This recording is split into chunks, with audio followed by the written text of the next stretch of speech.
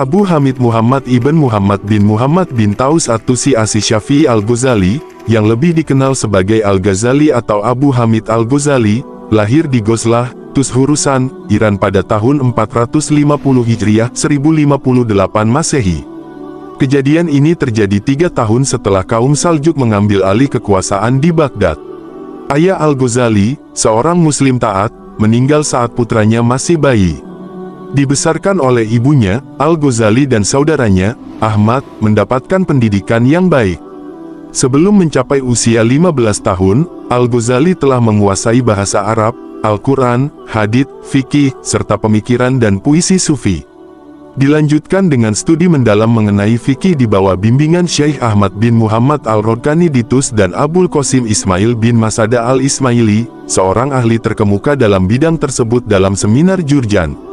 Pada usia 17 tahun, Al-Ghazali menyelesaikan pendidikannya di bidang fikih dan kembali ke Tus untuk melanjutkan studi ke jenjang yang lebih tinggi. Mendekati usia 20-an, Al-Ghazali pergi ke Naisabur untuk mengejar pembelajaran lebih lanjut dalam ilmu-ilmu keislaman. Di bawah bimbingan Imam Al-Haramain, Abdul Ma'ali Abdul Malik Al-Juwaini. 478 Hijriah 1086 Masehi, dia memperdalam studi teologi Islam dan fikih. Al-Juwaini menjadi pengajar di madrasah terkemuka Nizamiyah di Naisabur, dan Al-Ghazali menjadi salah satu murid favoritnya. Al-Juwaini sangat terkesan dengan kecerdasan intelektual dan kemampuan analisis Al-Ghazali, sehingga ia mengusulkan Al-Ghazali sebagai asisten pengajar. Al-Ghazali menjadi murid Imam Al-Juwaini hingga mendalami berbagai disiplin ilmu, termasuk mantik, kalam, fiqh usul fiqh, filsafat, tasawuf, dan retorika perdebatan. Ia tidak hanya menguasai ilmu-ilmu tersebut, tetapi juga memahami perbedaan pandangan di antara para ahli ilmu tersebut. Al-Ghazali bahkan mampu memberikan tanggapan kritis kepada para penentangnya berkat keahliannya dalam hal ini. Karena kecakapannya, Al-Juwaini memberinya gelar Bahar Murik, lautan yang menghanyutkan.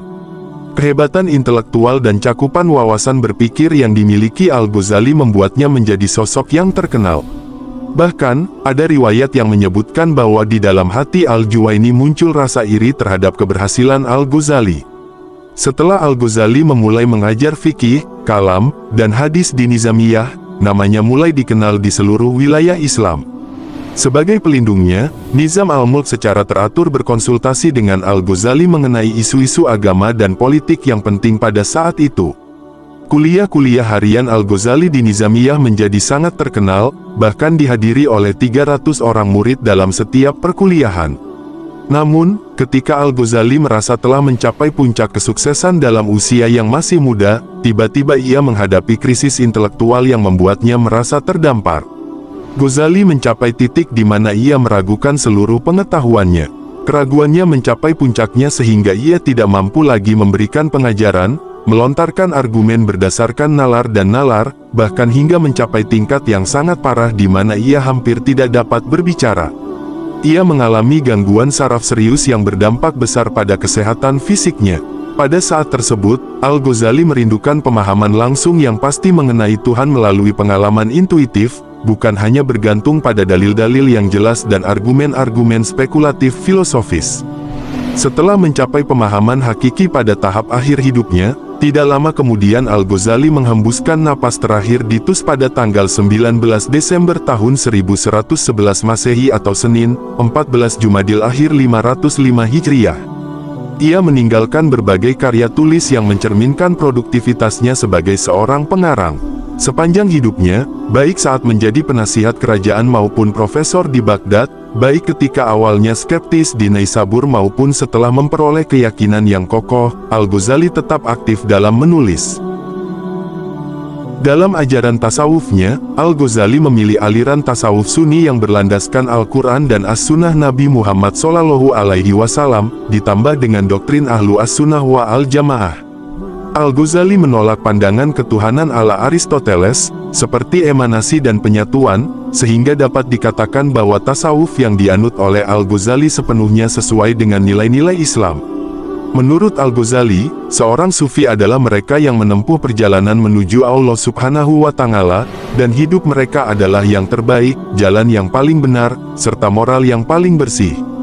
Hal ini karena tindakan dan keheningan mereka, baik secara fisik maupun spiritual, berasal dari cahaya kenabian. Al-Ghazali menolak konsep hulul dan itihad. Oleh karena itu, ia menyajikan pandangan baru tentang makrifat, yaitu pendekatan diri kepada Allah Subhanahu wa Ta'ala, takarub ilallah tanpa menyatu dengannya.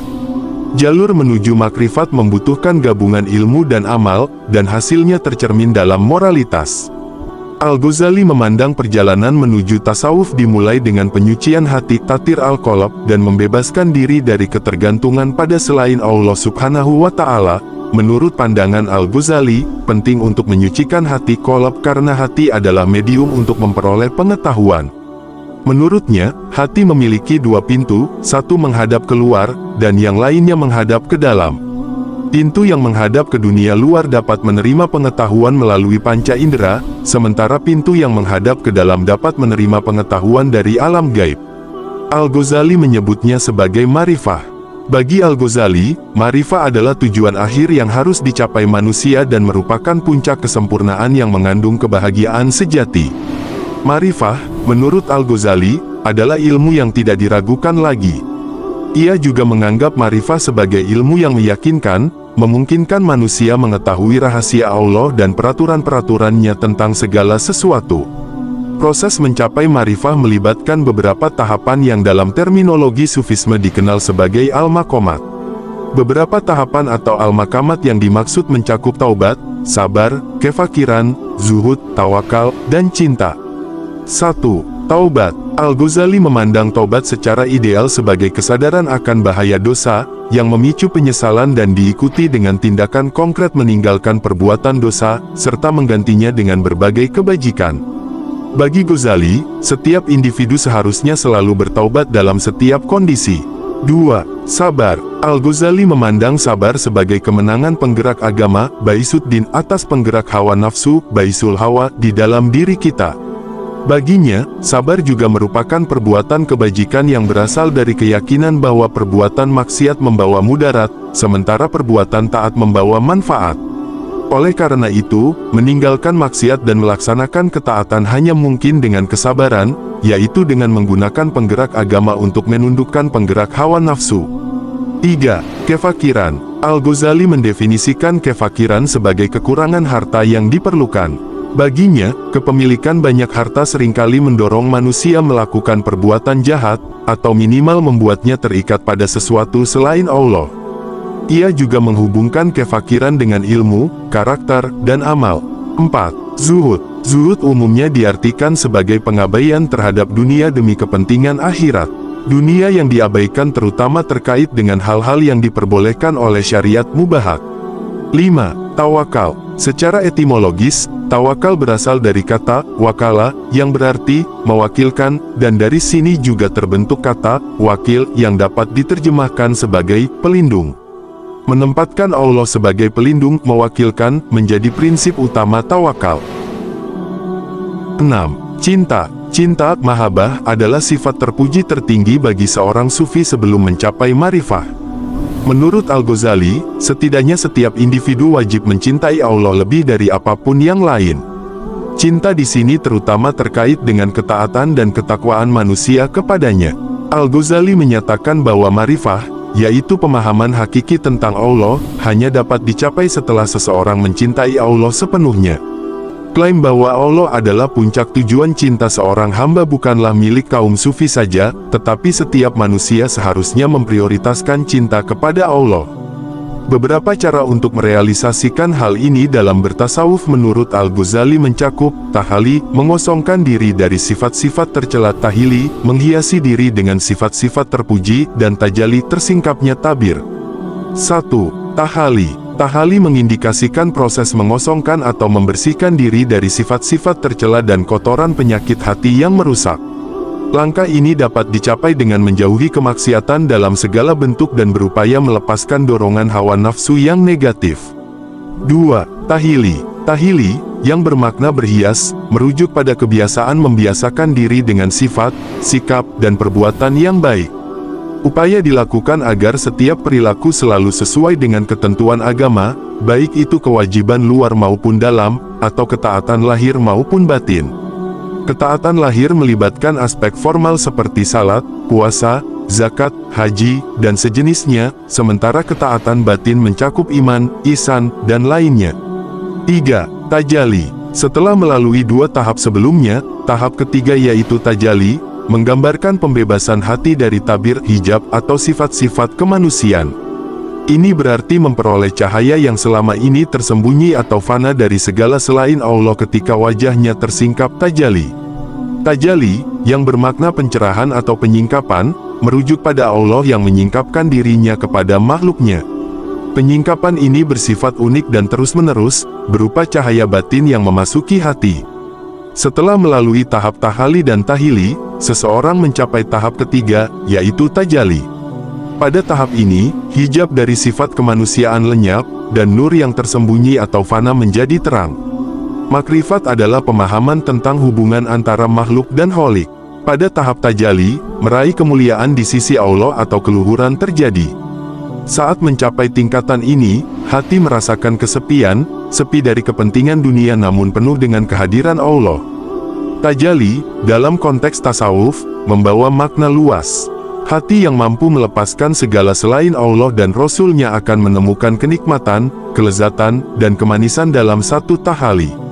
Salah satu kisah inspiratif dari kehidupan Imam Al-Ghazali adalah perjalanan pencariannya menuju makrifat dan kebenaran hakiki. Al-Ghazali, setelah mencapai puncak kejayaannya sebagai seorang cendekiawan terkemuka, merasakan kekosongan spiritual dalam dirinya. Meskipun dicap sebagai hujat al-Islam, bukti Islam, dan dikenal sebagai intelektual ulung, ia tiba-tiba terdampar di tengah-tengah krisis intelektual yang mendalam. Pada suatu saat, Al-Ghazali memutuskan untuk meninggalkan semua jabatannya dan hidup sebagai seorang sufi pencari kebenaran. Ia meninggalkan kehidupan dunia yang penuh dengan pujian dan penghargaan, merantau dan mencari jawaban atas pertanyaan-pertanyaan spiritual yang menggelayut dalam benaknya. Selama perjalanan spiritualnya, Al-Ghazali melewati tahapan-tahapan penting dalam tasawuf, termasuk taubat, sabar, dan cinta kepada Allah. Pencarian makrifatnya mengantarkannya pada pengalaman intuitif langsung, di mana ia mendambakan wawasan ketuhanan yang pasti. Kesabaran dan ketekunan Al-Ghazali dalam menapaki jalan tasawuf membawa dirinya pada pemahaman yang mendalam tentang hubungan manusia dengan Tuhan. Kisah hidup Imam Al-Ghazali menginspirasi banyak orang untuk merenungkan nilai-nilai spiritual, kejujuran diri, dan pencarian hakiki dalam kehidupan. Jika Anda menyukai video kami, jangan lupa untuk berlangganan, menyukai, dan memberikan komentar. Nyalakan loncengnya agar mendapatkan notifikasi dari video terbaru kami. Terima kasih. Jadi, itulah kisah atau sejarahnya. Semoga kisah ini bermanfaat, dan mohon dimaafkan jika ada ketidakakuratan dalam penyampaian, karena kesalahan tersebut berasal dari saya pribadi sebagai manusia biasa. Sampai jumpa di kisah-kisah menarik yang penuh makna berikutnya.